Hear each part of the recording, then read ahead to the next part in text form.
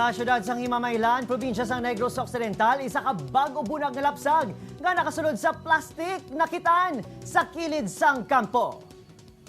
Kasubo ang nabatyagan sa mga residente sang Sitio Katalungnan, Barangay San Antonio sa nasambit nga syudad. Sa makita ang ini nga baby boy sa dalan sa kilid sang kampo nga may nagaangot pa nga umbilical cord Sabado sang aga. Basa na sang ulan ang lapsag kag napuno pa ini sang lunang ang lawas. Gindala sa Himamaylan, CHO ang lapsag agud mahatagan sa insyakto nga pagtatap. Ginpaidalo man ini sa health check. Agud madetermina kung may masakit ang baby boy. Ginahibalo karon sa kapulisan ang mga posible manugbata nga iloy sa lugar nga posible nagbilin sang bata. Ginatanaw man ang anggulo nga posible hindi tumandok sang lugar ang iloy kag ginhalid lang ini sa kilid kampo ang lapsag.